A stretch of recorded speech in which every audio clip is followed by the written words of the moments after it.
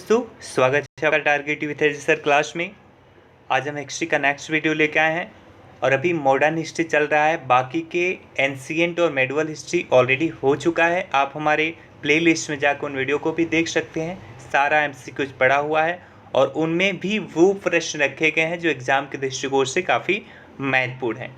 और आज हम मॉडर्न इंडिया का नया जो टॉपिक है वो लेके आए हैं, जिसमें सुभाष चंद्र बोस, आज़ाद हिंद फौज और कैबिनेट मिशन 1946 के प्रश्नों को सॉल्व करेंगे। प्रश्नों की संख्या रोज की तरह 20 होगी।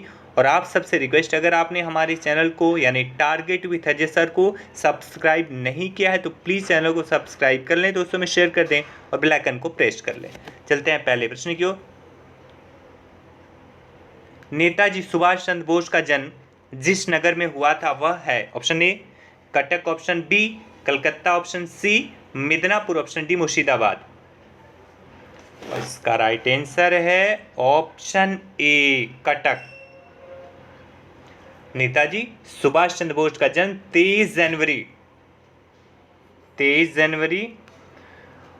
1897 को उड़ीसा के कटक में हुआ था। उन्होंने वर्ष 1919 में कलकत्ता विश्वविद्यालय से स्नातक की उपाधि प्राप्त की और वर्ष 1920 में वह भारतीय नागरिक सेवा यानी आईसीएस में उत्तीर्ण हुए थे। और 1938 और 1939 में कांग्रेस की अध्यक्षता भी इन्होंने की थी। चलते हैं अगले प्रश्न की ओर। वर्ष 1939 में कांग्रेस को छोड़ने के पश्चात सुभाष चंद्र बोस ने किस दल की स्थापना की? Option A Indian Freedom Party, option B Azad Hind Fauj, option C Revolutionary Front, option D Forward Bloc. और इसका राइट आंसर है ऑप्शन डी फॉरवर्ड ब्लॉक। ठीक है, उन्होंने 1939 में त्रिपुरी में विवाद के बाद कांग्रेस के अध्यक्षता छोड़े थे और फॉरवर्ड ब्लॉक की स्थापना की थी। चलते हैं अगले प्रश्न की ओर। आईएनए किसके दिमाग की उपज थी और किसने इसकी स्थापना की? Option A Subhash Chandra Bose, option B Mohan Singh, option C Chandrashekhar, option D Bhagat Singh. और इसका राइट आंसर है option B. Option B is the right, Mohan Singh. ठीक है, फरवरी 1942 में मोहन सिंह के नेतृत्व में इंडियन नेशनल आर्मी यानी आईएनए का गठन किया गया, जिसमें जापान के मलय अभियान के तहत पराजित ब्रिटिश सेना के भारतीय सैनिकों को शामिल किया गया था। ठीक है, तो option B is the right. चलते हैं अगले प्रश्न की ओर। आजाद हिंद फौज का विचार किसने सुझाया? Option A Mohan Singh, option B Niranjan Singh Gill, option C Shahnawaz, option D Subhash Chandra Bose. अभी हमने ऊपर ही देखा सेम प्रश्न आ गया, ये रिपीटेड क्वेश्चन है, बस क्वेश्चन का फॉर्मेट बदल गया है। और इसका राइट आंसर भी है ऑप्शन ए। इसका डिटेल कुछ देने की जरूरत नहीं है। चलते हैं अगले प्रश्न की ओर।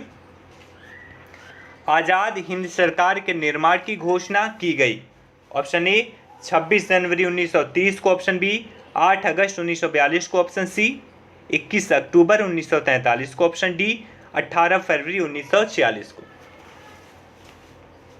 और इसका राइट आंसर है ऑप्शन सी 21 अक्टूबर 1943 को। ठीक है, 4 जुलाई 1943 को रास बिहारी बोस ने आज़ाद हिंद फौज की कमान सुभाष चंद्र बोस को सौंप दी। 21 अक्टूबर 1943 को सुभाष चंद्र बोस ने सिंगापुर में स्वतंत्र भारत की अस्थायी सरकार यानी कि आज़ाद हिंद सरकार की स्थापना की थी। चलते हैं अगले प्रश्न की ओर। 1943 में आज़ाद हिंद फौज अस्तित्व में आई? ऑप्शन ए जापान में, ऑप्शन बी तत्कालीन बर्मा में, ऑप्शन सी सिंगापुर में, ऑप्शन डी तत्कालिक मलय में। इसका राइट आंसर है ऑप्शन डी तत्कालिक मलय में। ठीक है, आज़ाद हिंद फौज का गठन अभी हमने ऊपर बताया 4 जुलाई 1943 को सुभाष चंद्र बोस के नेतृत्व में किया गया था। फौज का गठन सिंगापुर द्वीप पर किया गया, किंतु उस समय सिंगापुर द्वीप ब्रिटिश मलय का अंग था। इस पर ब्रिटिश का उपनिवेश था और ये ब्रिटिश मलय का अंग था, इसलिए option D is the right. चलते हैं अगले प्रश्न की ओर। आजाद हिंद फौज का प्रधान कार्यालय कहाँ स्थित था? Option A Tokyo, option B Rangoon option C, Berlin option D, Delhi. और इसका राइट आंसर है ऑप्शन बी, रंगून। ठीक है, वर्ष 1944 में सुभाष चंद्र बोस ने आजाद हिंद फौज का प्रधान कार्यालय सिंगापुर से रंगून स्थानांतरित कर दिया था। ठीक है, चलते हैं अगले प्रश्न की ओर। 1944 में सिंगापुर से रंगून इसको स्थानांतरित कर दिया गया था सुभाष चंद्र बोस के द्वारा। चलते हैं अगले प्रश्न की ओर। किसने कहा था तुम मुझे खून दो मैं तुम्हें आजादी दूंगा? इसका right answer option A Mahatma Gandhi, option B Bal Gangadhar Tilak, option C Subhash Chandra Bose, option D Bhagat Singh. और इसका राइट आंसर है ऑप्शन सी, सुभाष चंद्र बोस। ठीक है, सिंगापुर में अपने सैनिकों का आह्वान करते हुए सुभाष चंद्र बोस ने कहा था, बहुत त्याग किया है किंतु अभी प्राणों की आहुति देना शेष है। आज़ादी को आज हमें अपने शीश फल चढ़ा देने वाले पागल पुजारी की आवश्यकता है, जो अपना सिर काट कर स्वाधीनता की देवी को भेंट चढ़ा सके। और तुम मुझे खून दो मैं तुम्हें आज़ादी दूंगा का नारा भी वहीं कहा था। ठीक है, चलते हैं अगले प्रश्न की ओर। अखिल भारतीय फॉरवर्ड ब्लॉक की स्थापना के लिए सुभाष चंद्र बोस से कौन जुड़े और आईएनए आंदोलन के साथ भी जुड़े रहे? Option A Jayaprakash Narayan, option B Baikunth Shukla, option C Sheelbhadra Yaji, option D Ram Narayan Prasad. इसका राइट आंसर है option C, Sheelbhadra Yaji. Bihar PCS और एमपी पीसीएस में पूछा गया प्रश्न है 2016 और 2017 में। शीलभद्रयाजी बिहार के एक स्वतंत्रता सेनानी थे जो महात्मा गांधी एवं सुभाष चंद्र बोस से जुड़े थे। याजी अखिल भारतीय फॉरवर्ड ब्लॉक की स्थापना के लिए सुभाष चंद्र बोस से जुड़े और आईएनए आंदोलन के साथ भी जुड़े रहे। चलते हैं अगले प्रश्न की ओर। भारतीय स्वतंत्रता संघर्ष के दौरान निम्नलिखित में से किसने द फ्री इंडियन लीजन नामक सेना बनाई? Option A Lala Hardayal, option B Ras Bihari Bose, option C Subhash Chandra Bose, option D V D Savarkar. इसका राइट आंसर है ऑप्शन सी, सुभाष चंद्र बोस। सुभाष चंद्र बोस 3 अप्रैल 1941 को जर्मनी पहुंचे। 6 माह बाद जर्मन विदेश मंत्रालय की सहायता से उन्होंने द फ्री इंडिया सेंटर का गठन किया, जहां से वे आज़ादी के पक्ष में पर्चे छपवाते थे तथा भाषण देते थे। वर्ष 1941 के अंत तक जर्मन तानाशाह एडोल्फ हिटलर ने निर्वासित आज़ाद हिंद सरकार को मान्यता दे दी और सुभाष चंद्र बोस से आज़ादी की लड़ाई हेतु सेना गठित करने की सहमति प्रदान कर दी। ठीक है, 1942 में सुभाष चंद्र बोस ने उत्तरी अफ्रीका के रोमेल से पकड़े गए भारतीय युद्धबंदियों को भर्ती कर 10,000 सैनिकों का दल गठित किया। इसे ही द फ्री इंडियन लीजन कहा गया था। ठीक है, चलते हैं अगले प्रश्न की ओर। इनमें से किसने रानी लक्ष्मीबाई रेजिमेंट की स्थापना की? Option A Ras Bihari Bose, option B Vallabh bhai Patel, option C Lakshmi Swaminathan, option D Subhash Chandra Bose. इसका राइट आंसर है ऑप्शन डी, सुभाष चंद्र बोस। ठीक है, रानी लक्ष्मीबाई रेजिमेंट की स्थापना वर्ष 1943 में सुभाष चंद्र बोस ने किया था। लक्ष्मी सहगल आजाद हिंद फौज की महिला ब्रिगेड रानी लक्ष्मीबाई रेजिमेंट की कमांडर थी। आजाद हिंद फौज की अन्य brigade Subhash brigade, Nehru brigade और गांधी ब्रिगेड था। ठीक है, Subhash brigade, Nehru brigade, Gandhi brigade और चौथा था रानी लक्ष्मीबाई रेजिमेंट। ये 4 बनाए थे सुभाष चंद्र बोस ने 1943 में। चलते हैं अगले प्रश्न की ओर। निम्नलिखित में से किस एक ने सुभाष चंद्र बोस को देश नायक कहा था? Option A Mahatma Gandhi, option B Rabindranath Tagore, option C Ram Manohar Lohia, option D Sardar Vallabh bhai Patel. इसका राइट आंसर है ऑप्शन सी। ठीक है, Rabindranath Tagore. Option C is the right, Rabindranath Tagore. Subhash Chandra Bose को 1938 में भारतीय राष्ट्रीय कांग्रेस का अध्यक्ष बनने के बाद गुरुदेव रविंद्रनाथ टैगोर द्वारा शांति निकेतन में देश नायक की उपाधि से सम्मानित किया गया था। महात्मा गांधी ने सुभाष चंद्र बोस को देशभक्तों का देशभक्त कहा था। देशभक्तों का देशभक्त सुभाष चंद्र बोस को गांधी जी ने कहा था। चलते हैं अगले प्रश्न की ओर। आजाद हिंद फौज दिवस किस तिथि को मनाया गया था? ऑप्शन ए 12 नवंबर 1945 को, ऑप्शन बी 11 नवंबर 1945 को, ऑप्शन सी 5 नवंबर 1945 को, ऑप्शन डी 10 नवंबर 1945 को। और इसका राइट आंसर है ऑप्शन ए 12 नवंबर 1945 को। ठीक है, आजाद हिंद फौज दिवस 12 नवंबर 1945 को मनाया गया था, जबकि 5 से 11 नवंबर 1945 तक आजाद हिंद फौज के सिपाहियों आर.के. सहगल, शहनवाज तथा गुरुबख्श सिंह ढिल्लन पर लाल किला मुकदमा चलाया गया था। 5 नवंबर से 11 नवंबर 1945 तक आजाद हिंद फौज के सिपाहियों पर लाल किला मुकदमा चलाया गया था। चलते हैं अगले प्रश्न की ओर। आजाद हिंद फौज के किस सैनिक को 7 वर्ष के कारावास का दंड दिया गया? Option A Aruna Asaf Ali, option B Shahnawaz, option C Rashid Ali, option D Rash Bihari Bose.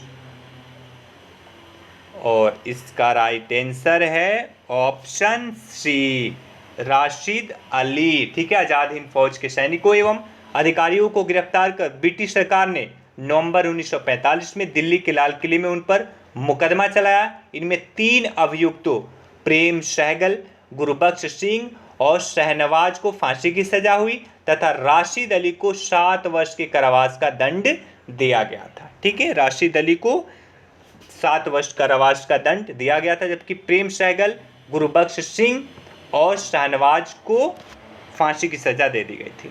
चलते हैं अगले प्रश्न की ओर। निम्नलिखित में से आजाद हिंद फौज के किस अधिकारी ने लाल किले पर चलाए गए मुकदमे का सामना नहीं किया? Option A Gurdial Singh, option B Prem Sahgal, option C Mohan Singh, option D Shahnawaz. इसका राइट आंसर है ऑप्शन सी मोहन सिंह। ठीक है, आजाद हिंद फौज के अधिकारी मोहन सिंह ने लाल किले पर चलाए गए मुकदमे का सामना नहीं किया था। ठीक है, चलते हैं अगले प्रश्न की ओर। वर्ष 1945 की प्रमुख घटनाएं निम्नलिखित थी। फर्स्ट है वेबल योजना, सेकंड शिमला सम्मेलन, थर्ड नौसेना विद्रोह और फोर्थ है आजाद हिंद फौज मुकदमा। इसको आप फटाफट बता दें। 1945 की प्रमुख घटनाएं कौन कौन सी हैं? Option A 1 2 3, option B 2 3 4, option C 1 2 4, option D 1 और 2।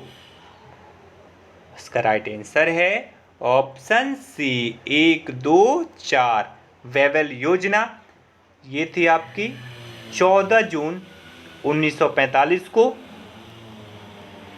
और शिमला सम्मेलन 25 जून से 14 जुलाई 1945 को, और नौसेना विद्रोह ये नहीं है क्योंकि ये हुआ था 18 से 23 फरवरी 1946 को।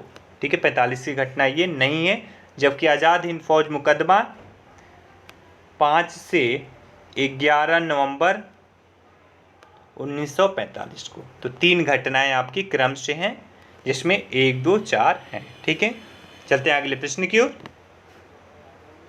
सुभाष चंद्र बोस का राजनीतिक गुरु कौन था? बहुत ही आसान प्रश्न है। G K. Gokhale, option B C R Das, option C B C Pal, option D Vijay Tilak. बहुत ही आसान प्रश्न है, उसका राइट आंसर है ऑप्शन बी सियारदास। ठीक है, सुभाष चंद्र बोस के राजनीतिक गुरु देशबंधु चित्तरंजन दास थे। चलते हैं अगले प्रश्न की ओर। कैबिनेट मिशन की अध्यक्षता किसके द्वारा की गई? बहुत ही आसान प्रश्न, बढ़िया प्रश्न। कैबिनेट मिशन की अध्यक्षता किसके द्वारा की गई? Option A Lord Attlee, option B Stafford Cripps, option C Clement Attlee, option D Sir P Lawrence. और इसका राइट आंसर है option D Sir P Lawrence. Britain में 26 जुलाई 1945 को इटली के नेतृत्व में ब्रिटिश मंत्रिमंडल ने सत्ता ग्रहण की। नौसेना विद्रोह के बाद 1 फरवरी 1946 को भारत सचिव लॉर्ड पैंथिक लॉरेंस ने भारत में संवैधानिक सुधारों के लिए एक शिष्टमंडल भेजने का निर्णय किया। इसके अध्यक्ष पैंथिक लॉरेंस ही थे। ठीक है, चलते हैं अगले प्रश्न की ओर।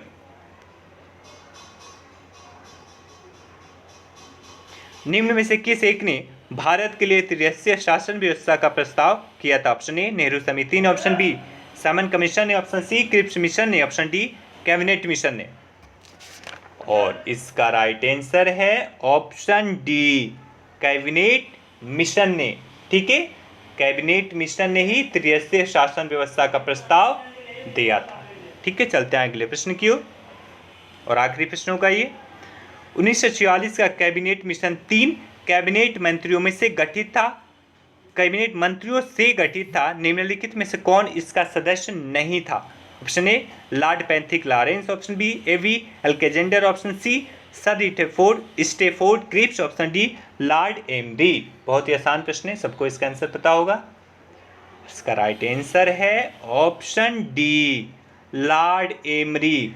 लॉर्ड एमरी का कोई भी संबंध नहीं है कैबिनेट मिशन से। इसमें 3 लोग थे, लॉर्ड पैंथिक लॉरेंस, एवी अलेक्जेंडर और सी बी यानी स्टेफोर्ड क्रिप्स। ये तीनों लोग थे और इसके अध्यक्ष थे लॉर्ड पैंथिक लॉरेंस और ये भारत सचिव थे उस समय। ठीक है, ये भारत सचिव थे और इन्हीं के अध्यक्षता में ये भारत आया था, यानी कैबिनेट मिशन भारत आया था। ठीक है, लॉर्ड एमरी का कोई भी संबंध नहीं है। ये आपके 20 प्रश्न थे और प्लीज़ जाते जाते वीडियो को लाइक कर दें, दोस्तों में शेयर कर दें और अगर आपने सब्सक्राइब नहीं किया तो प्लीज़ चैनल को सब्सक्राइब कर लें, दोस्तों में शेयर कर दें, बेल आइकन को प्रेस कर लें।